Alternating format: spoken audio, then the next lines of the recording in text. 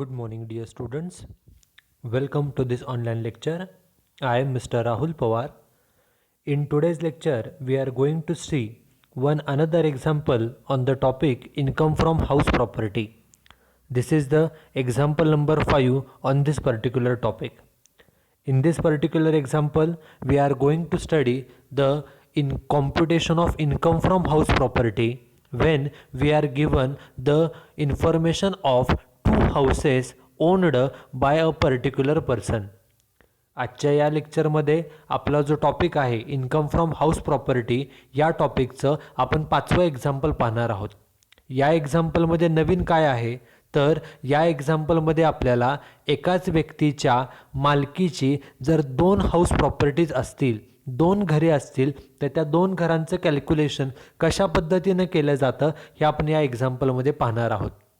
In this example, out of the 2 houses, one house is a let out house and another house is a self occupied house. या एक्झाम्पलमध्ये आपल्याला जी information दिलेली आहे त्यामध्ये एक घर हे लेट आउट म्हणजे भाड्यानं दिलेलं आहे आणि दुसरं घर हे सेल्फ ऑक्युपाईड म्हणजे स्वतःच्या राहण्यासाठी वापरलं जात आहे. मग अशा हाऊस प्रॉपर्टीचं इन्कम कशा पद्धतीने कॅल्क्युलेट केलं जातं हे आपण या लेक्चरमध्ये पाहणार आहोत. Okay, so let's start with the example. This is example number 5 on this particular topic. Okay, read the example carefully. Mr. Rajesh is the owner of 2 houses. This is the first sentence of this example. In this sentence, the important thing is the owner is Mr. Rajesh and second important thing is he owns 2 houses. आपण आत्तापर्यंत जी काही 4 examples पाहिली त्याच्यामध्ये व्यक्तीचं एक घर आहे त्याचीच फक्त इन्फॉर्मेशन आपल्याला दिली जात होती. But in this particular example we are given that mister Rajesh owns 2 houses. Okay, he provides you the following information. आपल्याला इन्फॉर्मेशन काय दिली आहे त्याच्यासाठी we are given a table. In a table first column is particulars, second column is house A and last column is house B. असे 3 column आहेत. House ए आणि house बी अशी 2 house property आहेत.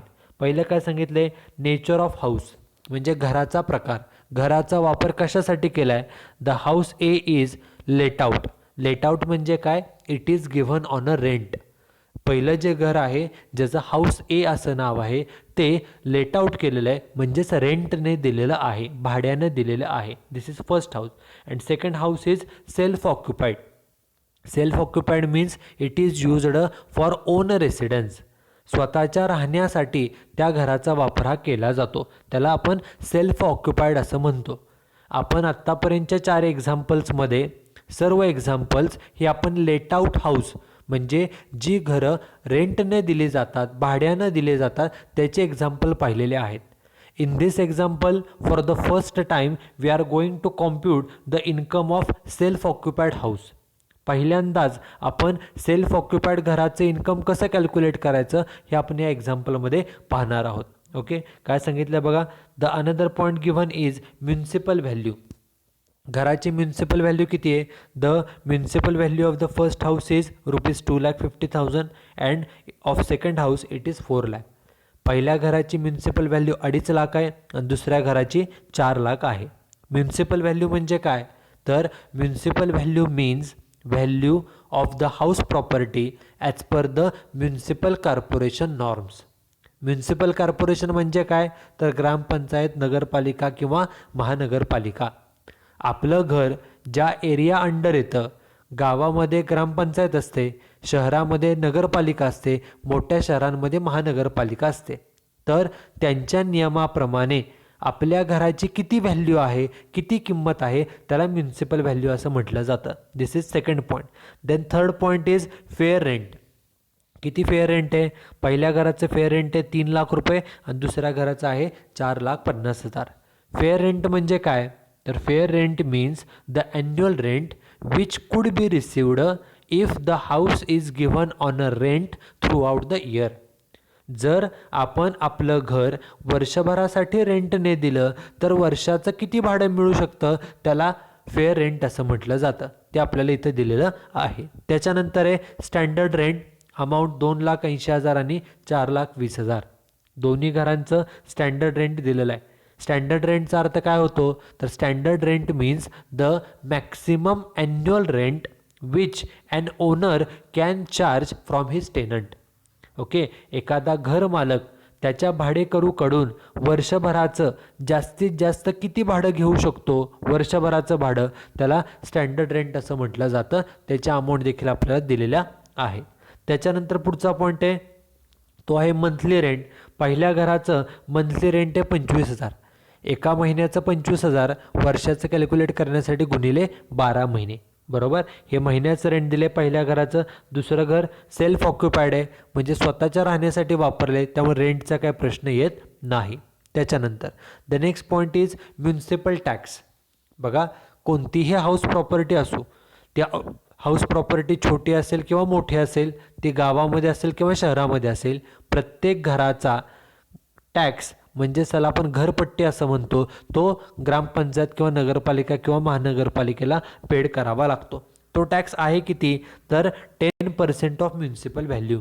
जेवढी घराची म्युन्सिपल व्हॅल्यू आहे, मग ती 2.5 लाख आणि 4 लाख आहे दोन्ही घरांची, त्याच्या 10% एवढा टॅक्स आहे. त्यापैकी पेड किती केला, एकूण टॅक्सपैकी पहिल्या घराचा 100% टॅक्स पेड केला आहे आणि दुसऱ्या घराचा फक्त 50%च टॅक्स हा पेड केलेला आहे. This is municipal tax paid. Okay, then the next point is insurance premium. पहिल्या घराचं इन्शुरन्स प्रीमियम आहे 5,000, दुसऱ्या घराचा डॅश आहे. म्हणजे या घराचा इन्शुरन्स काढलेला आहे, विमा काढलेला आहे, त्याचा हप्ता पेड केला. किती पेड केला, 5,000. हा घरासाठी केलेला खर्च आहे. त्याच्यानंतर पुढचा खर्च आहे वॉचमन सॅलरी. पहिल्या घराचा खर्च 14,000, दुसऱ्या घराचा खर्च 20,000 रुपये. घराच्या सुरक्षेसाठी वॉचमन आहे, त्या वॉचमनचा पगाराचा खर्च आपल्याला दिलेला आहे. त्यानंतर पुढचा पॉईंट आहे पिरियड ऑफ व्हेकन्सी. व्हेकन्सी म्हणजे रिकामे. घर किती दिवस रिकामं होतं, पहिलं जे घर आहे ते 1 महिना रिकामं होतं. ओके, पहिलं घर हे लेट आउट आहे म्हणजे ते भाडेकरूला राहण्यासाठीचं आहे. ओके, आणि ते घर 1 महिना रिकामं होतं. दुसरं घरला डॅश आहे, दुसरं घर सेल्फ ऑक्युपाईड आहे, घराचा ओनर स्वतः त्या घरात राहतोय, त्यामुळे वेकन्सी राहण्याचा काय प्रश्न येत नाही. जे घर आपण रेंटने देतो, भाड्याने देतो, तेच घर हे व्हेकंट राहतं. ओके, आणि त्याचेच फक्त वेकन्सी पिरियड आपल्याला दिलेला असतो. आणि लास्ट पॉईंट आहे इंटरेस्ट ऑन लोन. घरासाठीचं कर्ज आहे त्याच्यावरचं व्याज, पहिल्याचं आहे 12,000 व्याज आणि दुसऱ्या घराचं आहे 25,000. Okay, this is the information about the 2 house properties owned by mister Rajesh. Okay, आणि शेवटी सांगितले calculate his income from house property for AY 21-22. जी काय आपल्याला इन्फॉर्मेशन दिलेली आहे त्याच्यावरून आपल्याला हाऊस प्रॉपर्टीचं इन्कम हे कॅल्क्युलेट करायचं आहे. आता आपण प्रिव्हियस 4 एक्झाम्पलमध्ये पाहिलं की while computing income from house property we have to consider only 2 expenses. The first expenses that we have to consider is municipal tax paid and second expenses is interest on loan. Okay, फक्त हे दोनच खर्च, घराचा tax paid केला हा पहिला खर्च आणि दुसरा म्हणजे इंटरेस्ट ऑन लोन. एवढे दोनच खर्च विचारात घ्यायचे असतात. बाकीचे सर्व खर्च, मग तो इन्शुरन्सचा असेल, वॉचमन सॅलरीचा असेल, हे खर्च जरी घराशी रिलेटेड असले तरीसुद्धा ते इग्नोर करायचे असतात. त्यामुळे वॉचमन सॅलरी किंवा इन्शुरन्स प्रीमियम हे खर्च एक्झाम्पल सोडवताना घ्यायचे नाहीत. ओके, आता त्यानंतर आपण एक्झाम्पल स्टार्ट करूया. 2 हाऊस प्रॉपर्टी आहे. पहिल्यांदा जे हाऊस ए आहे, जे लेट आउट आहे, त्याचं आपण कॅल्क्युलेशन करूया. 2 हाऊस प्रॉपर्टी आहेत, त्यामुळे पहिल्यांदा पहिल्या घराचं कॅल्क्युलेशन, त्याच्यानंतर दुसऱ्या घराचं आपण कॅल्क्युलेशन करायचं आहे. ओके, मग ओनर कोण आहे, who is owner, mister Rajesh is the owner. So firstly we should mention the name of owner mister Rajesh. Okay, after that आपल्याला काय कॅल्क्युलेट करायला सांगितलं आहे, income from house property. So on the second line we have to mention computation of income from house property. Okay, आणि we are calculating the income of first house A which is let out. So it is mentioned in the bracket house A let out. आपण पहिल्यांदा पहिल्या घराचं जे घर let out आहे, ज्याला house ए असं नाव आहे, त्याचं आपण कॅल्क्युलेशन करत आहोत. ओके, आणि कोणत्या वर्षासाठी, assessment year 21-22. It has to be mentioned on the third line.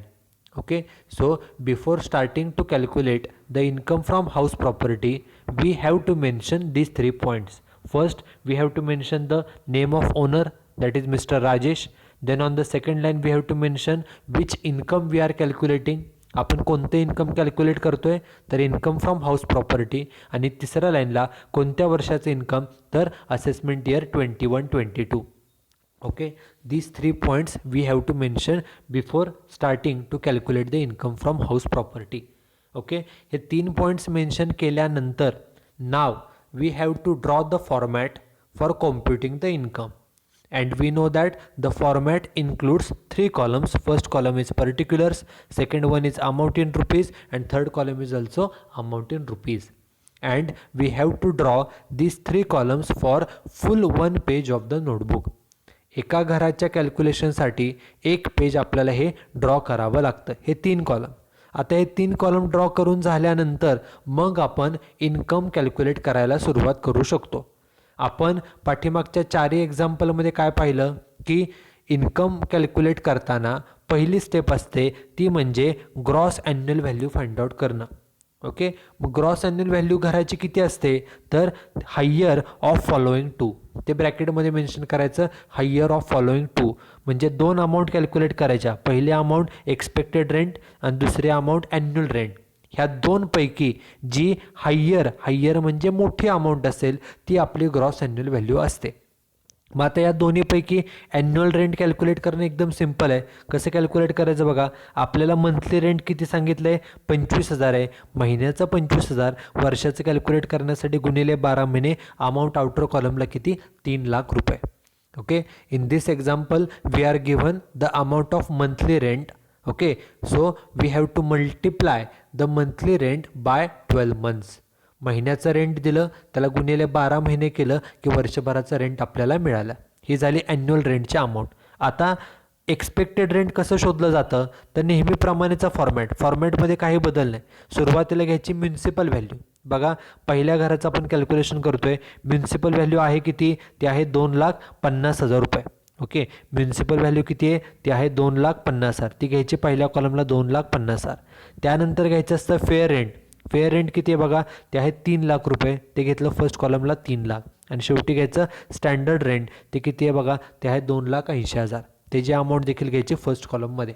Okay, the expected rent is calculated with the help of municipal value, fair rent and standard rent. त्याच्या अमाऊंट फर्स्ट कॉलममध्ये घ्यायच्या. आता पहिल्यांदा काय करायचं, first we have to compare the municipal value and fair rent, आणि त्या दोन्हीपैकी विच एव्हर इज मोअर. बघा, म्युन्सिपल व्हॅल्यू 2.5 लाख आहे, फेअर रेंट 3 लाख आहे. ह्या दोन्हीतलं मोठी रक्कम कोणती सांगा, मोठी रक्कम आहे 3 लाख रुपये. जी मोठी रक्कम असेल त्या मोठ्या रकमेला स्टार करायचं, म्हणून 3 लाखाला केलं स्टार. ओके, ही मोठी रक्कम आहे. आणि नंतर जी स्टार केलेली अमाऊंट आहे त्याचं कंपॅरिझन करायचं स्टँडर्ड रेंट बरोबर, आणि ह्या दोन्हीपैकी विच एव्हर इज लेस. मग बघा, स्टार केलेली रक्कम 3 लाख आणि स्टँडर्ड रेंट 2,80,000. 3 आणि 2,80 ह्यातलं लहान काय, तर 2,80,000.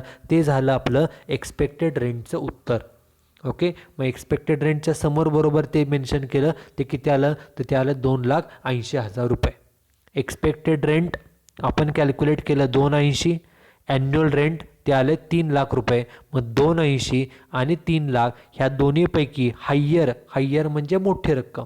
मग सांगा 2,80 आणि 3 ह्यातली मोठी रक्कम काय, तर मोठी रक्कम आहे 3 लाख. रे सोडून त्याच्या खाली लिहायचं 3 लाख रुपये. आपण नॉर्मली त्याला नाव देतो ग्रॉस ॲन्युअल व्हॅल्यू. ओके, पण ग्रॉस ॲन्युअल व्हॅल्यू नाव देण्यापूर्वी आपल्याला एक्झाम्पलमध्ये काय सांगितलं आहे की हे जे आपण पहिल्या घराचं कॅल्क्युलेशन करतोय, हे घर 1 महिना रिकामं होतं. ओके, हे घर रेंटवरती दिलेलं आहे, हे घर लेट आउट आहे. परंतु वर्षभरापैकी 1 महिना ते घर रिकामं होतं. म्हणजे 1 महिना कोणताही भाडेकरू तिथं राहत नव्हता. म्हणजे एका महिन्याचं भाडं बुडालं. महिन्याचं भाडं किती आहे, एका महिन्याचं भाडं आहे 25,000. म्हणजे 25,000 रुपये बुडाले, तेवढ्यानं आपले इन्कम कमी होणार. म्हणून ते कमी करायचं म्हणजे करायचं लेस. म्हणून त्यातून लेस रेंट ऑफ व्हेकन्सी पिरियड. घर 1 महिनाच रिकाम आहे, म्हणून महिन्याचं 25,000 गुणिले 1 महिना म्हणजे किती, 25,000 इन्कम कमी होईल. म्हणून 3 लाखातून 25,000 गेले, रे सोडून वजाबाकी खाली किती, 2,75,000. त्याला नाव द्यायचं gross annual value. Okay, and calculating the gross annual value is the first step of computing income from house property. आपण कोणत्याही हाऊस प्रॉपर्टीचे इन्कम कॅल्क्युलेट करत असताना पहिल्यांदा त्या घराची ग्रॉस ॲन्युअल व्हॅल्यू कॅल्क्युलेट करावी लागते. त्याप्रमाणे ग्रॉस ॲन्युअल व्हॅल्यू आली किती, तर ती आली 2,75,000. This is the first step. ही स्टेप कंप्लीट केली की आपलं 50% एक्झाम्पल कंप्लीट झालं, निम्मं एक्झाम्पल झालं आहे. आता सेकंड स्टेप सिम्पल आहे.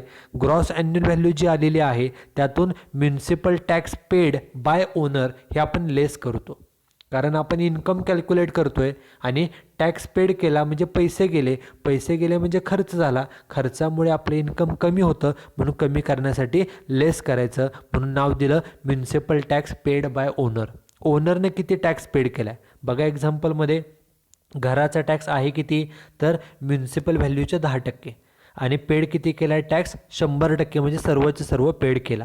मग आपले म्युन्सिपल व्हॅल्यू 2.5 लाख आहे. 2.5 लाखाच्या 10% सांगा, 2.5 लाखाच्या 10% म्हणजे किती, तर 2.5 लाखाच्या 10% म्हणजे 25,000 रुपये आणि 100% टॅक्स पेड केला म्हणजे 25च्या 25,000 टॅक्स हा पेड केलेला आहे. जेवढा टॅक्स आहे तो सर्व पेड केला, त्यामुळे 25,000 पेड केला. मग 275मधून 25 गेले, वजाबाकी रे सोडून खाली ते आली 2,50,000. त्याला नाव द्यायचं असतं नेट ॲन्युअल व्हॅल्यू.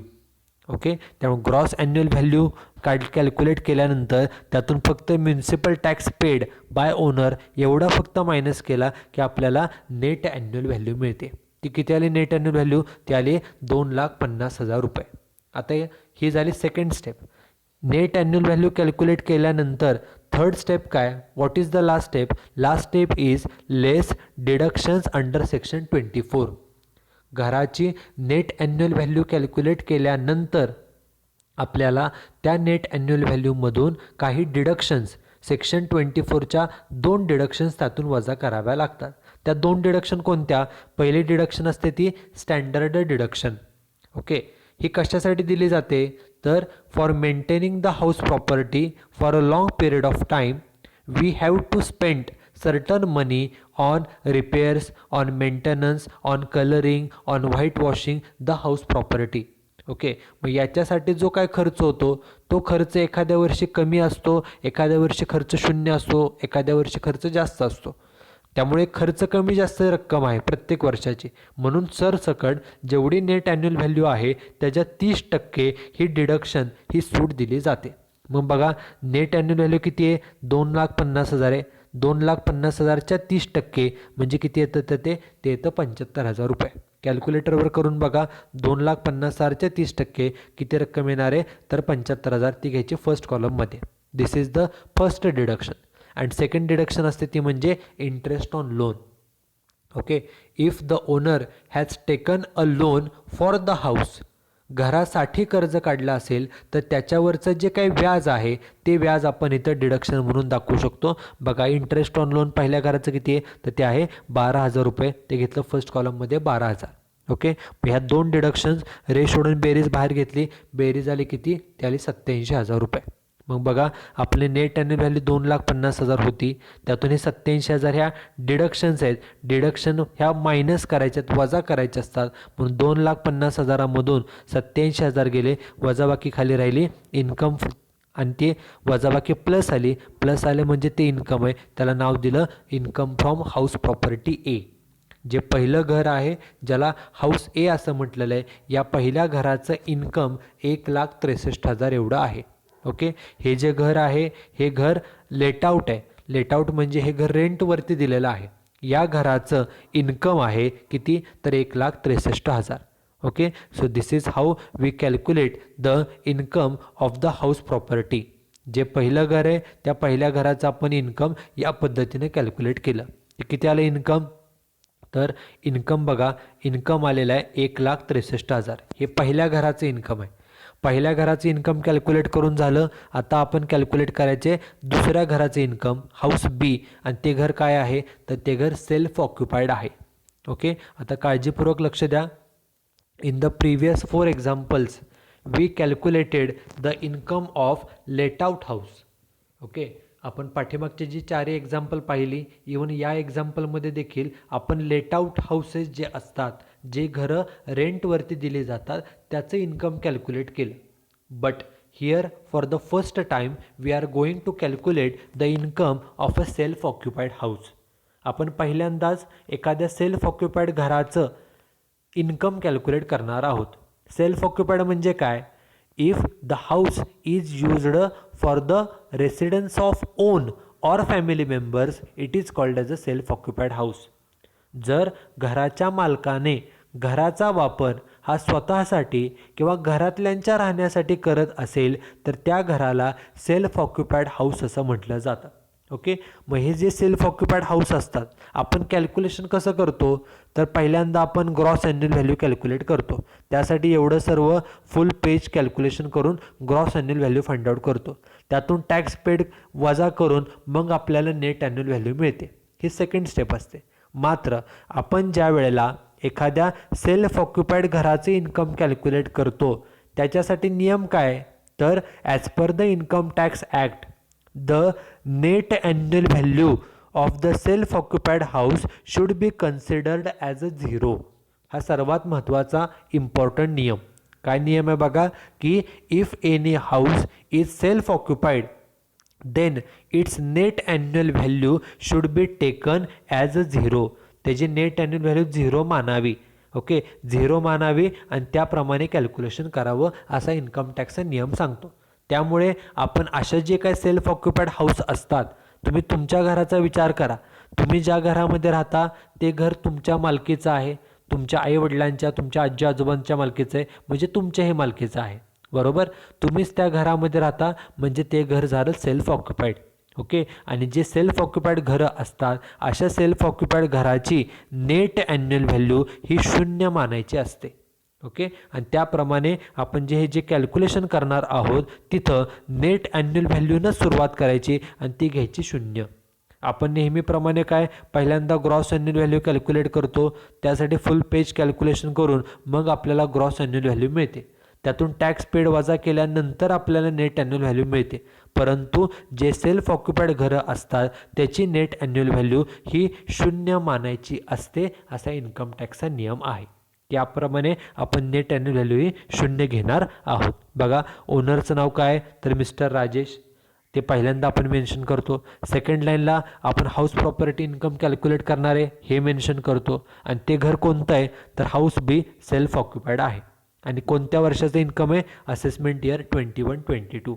जो पाठीमागं फॉर्मॅट होता तोच.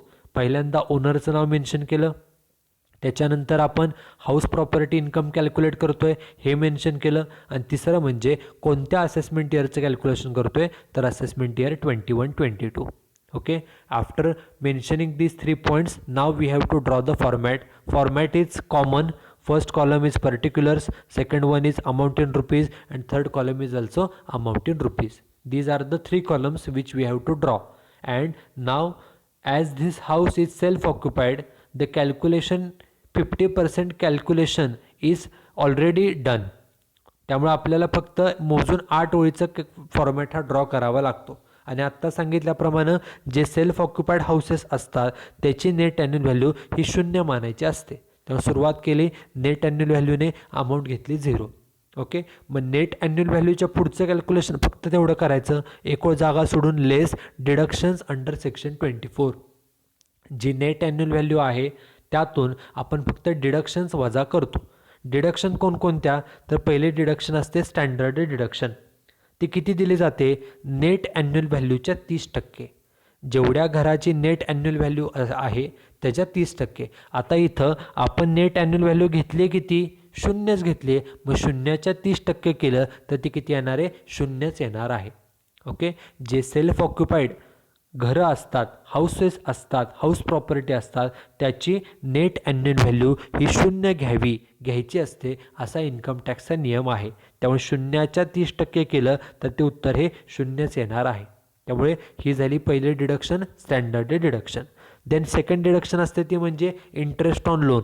बघा, दुसऱ्या घराचं आपण इंटरेस्ट ऑन लोन किती दिले तर ते आहे 25,000 रुपये. तेवढंच फक्त व्याज तिथं घ्यायचं. इंटरेस्ट ऑन लोन किती 25,000. ओके, पहिलं डिडक्शन 0 होती, हे 25,000 दोन्हीच्या खाली रे सोडली बेरीज घेतली बाहेर ती किती आली 25,000 रुपये. आणि शेवटी काय करायचं आहे, तर आपण नेट ॲन्युअल व्हॅल्यू जे आहे त्यातून ह्या डिडक्शन्स बघा मायनस करायच्यात. मायनस म्हणजे लेस. मग सांगा, शून्यामधून 25,000 वजा केले, शून्यातून 25,000 गेले म्हणजे उत्तर किती आलं, तर वजा 25,000. उत्तर मायनस आले. मायनस आले म्हणजे हा लॉस आहे. त्याला आपण नाव देऊ शकतो इन्कम फ्रॉम हाऊस प्रॉपर्टी, कंसामध्ये हाऊस बी, किंवा त्याला डायरेक्ट आपण लॉस देखील म्हणू शकतो. ओके, मायनस उत्तर आहे त्यामुळे हा लॉस आहे हे आपलं आपण समजून घ्यायचं असतं. त्यामुळे जे सेल्फ ऑक्युपाईड हाऊसेस असतात, एक साधा नियम लक्षात ठेवा, जर एखादं घर सेल्फ ऑक्युपाईड असेल तर त्याचं इन्कम एकतर शून्य येतं किंवा ते मायनसमध्ये जातं. त्याला कधीच प्लसमध्ये इन्कम येऊ शकत नाही. का येऊ शकत नाही, कारण सेल्फ ऑक्युपाईड घराची नेट ॲन्युअल व्हॅल्यू ही शून्य मानायची असते. शून्यामधून काही जरी वजा केलं तरी उत्तर एकतर शून्य येईल किंवा ते मायनसमध्ये जाईल. शून्यातून नेट ॲन्युअल व्हॅल्यू शून्य मानायची असते. शून्यातून काहीही वजा केलं तरी आन्सर हे झिरोच येतं किंवा ते मायनसमध्ये जातं. ओके, आणि इथं इंटरेस्ट ऑन लोन असल्यामुळे 25,000चं व्याज आहे, त्यामुळे आपलं उत्तर जे आहे ते -25,000 एवढं आलेलं आहे. Okay, so this is how we can calculate the income of self occupied house. जे सेल्फ ऑक्युपाईड हाऊस असतात त्याचं इन्कम या प्रकारे आपण कॅल्क्युलेट करतो. आता जर आपण एक्झाम्पल पाहिलं आणि त्यामध्ये हाऊस बी कॉलम पाहिला, हाऊस बीची municipal value, fair rent, standard rent, tax किती आहे, पेड किती केला, हे सर्व इन्फॉर्मेशन, वॉचमनचा पगार, हे सर्व इन्फॉर्मेशन आपल्याला दिलेली होती. पण आपण यापैकी काहीही वापर करावा लागत नाही, कारण जे सेल्फ ऑक्युपाईड हाऊसेस असतात त्याची नेट ॲन्युअल व्हॅल्यू ही शून्य असते. तेव्हा सुरुवातच करताना आपण नेट ॲन्युअल व्हॅल्यू शून्य आहे, नेट ॲन्युअल व्हॅल्यू 0 आहे, इथूनच सुरुवात केली. त्यावर राहतं फक्त काय, तर interest on loan. Standard deduction 30% असते परंतु ती मिळत नाही, कारण नेट ॲन्युअल व्हॅल्यू 0 आहे. 0च्या 30% ते 0च येणार आहे, त्यामुळे ते काय मिळत नाही. फक्त काय मिळतं, तर इंटरेस्ट ऑन लोन. व्याज आहे 25,000, त्यामुळे शून्यातून 25,000 गेले, उत्तर आलं -25,000. ओके, हे मायनस आहे म्हणजे हा लॉस आहे. हे दुसऱ्या घराचं इन्कम आहे मायनसमध्ये. आता जे पहिलं घर होतं त्याचं आपण इन्कम किती कॅल्क्युलेट केलेलं, ते कॅल्क्युलेट केलेलं 1,63,000. पहिल्या घराचं इन्कम आहे, प्लस आहे म्हणजे इन्कम आहे 1,63,000, आणि दुसऱ्या घराचा लॉस आहे. मग आता एकूण इन्कम कसं काढायचं, तर हेडिंग दिलं, therefore total income is equal to income of house A plus income of house B. पहिल्या घराचा आणि दुसऱ्या घराची इन्कमची बेरीज. मग पहिल्या घराचं 1,63,000 ते आहे तसं घेतलं, 1,63,000, आणि दुसऱ्या घराचं किती, तर दुसऱ्या घराचं इन्कम आहे -25,000. -25,000 तो लॉस आहे. ओके, एक इन्कम आहे दुसरा लॉस आहे, म्हणजे बेरीज किती येईल, 1,63,000मध्ये हे लॉस असल्यामुळे तो लॉस वजा होईल. 1,63,000मधून 25 गेले, उत्तर आलं 1,38,000. दोन्ही घरांचं मिळून एकूण इन्कम आलं आहे 1,38,000. ओके, मग हे जे कोण व्यक्ती आहेत मिस्टर राजेश, त्यांचं पहिलं घर सेल्फ ऑक्युपाईड होतं आणि दुसरं घर लेट आउट आहे, त्यांच्या दोन्ही घरांचं मिळून एकूण इन्कम आलं 1,38,000. Okay, so this is how we calculate the income of let out and self occupied house. ज्या एक्झाम्पलमध्ये आपण लेट आउट हाऊस असेल, सेल्फ ऑक्युपाईड हाऊस असेल, तर त्याचं इन्कम कसं कॅल्क्युलेट केलं जातं सेपरेटली, आणि एकूण इन्कम कसं बेरीज केले जाते हे आपण या एक्झाम्पलमध्ये शिकलेलो आहोत. इथं काय नोट्स दिल्या आहेत बघा, ज्या आपल्याला माहितीच आहेत, ज्या आत्ता सांगितलेल्या आहेत. पहिले आहे ते म्हणजे net annual value of self occupied house is taken as a 0. Self occupied घराची नेट ॲन्युअल व्हॅल्यू 0 मानायची असते, हा पहिला नियम. दुसरा काय, if house remains vacant during the year. आपल्या एक्झाम्पलमध्ये 1 महिना घर रिकामं होतं. The rent of vacancy period should be subtracted while calculating gross annual value. Gross annual value calculate करताना जे काही व्हेकन्सीचं रेंट आहे ते त्यातून मायनस करावं. ते आपण मायनस ऑलरेडी मगाशी केलेलं होतं. This is second point. तिसरा पॉईंट काय, out of total municipal tax only tax actually paid by owner should be subtracted while calculating net annual value. Net annual value calculate करताना किती टॅक्स ॲक्च्युअली पेड केलेला आहे तेवढाच फक्त minus केला जातो. This is third note. And fourth important note is while computing income from house property only two expenses, namely municipal tax paid and interest on loan should be considered, other expenses should be ignored. जे मागाशी सांगितलं की कोणत्याही हाऊसचं घराचे income calculate करताना फक्त दोनच खर्चांचा विचार करायचा, एक म्हणजे म्युन्सिपल टॅक्स पेड आणि दुसरा म्हणजे इंटरेस्ट ऑन लोन. हे दोनच खर्च विचारात घ्यायचे. Remaining expenses should be totally ignored. Okay, so this is how we can calculate the income of self-occupied house and let-out house. Okay, so here we will stop. In today's lecture we studied the computation of income of a self-occupied and let-out house. Okay, you should write down this example and solution in your notebook. In the next lecture we will see another example on this particular topic. Okay, so that's it with this particular lecture. Thank you very much.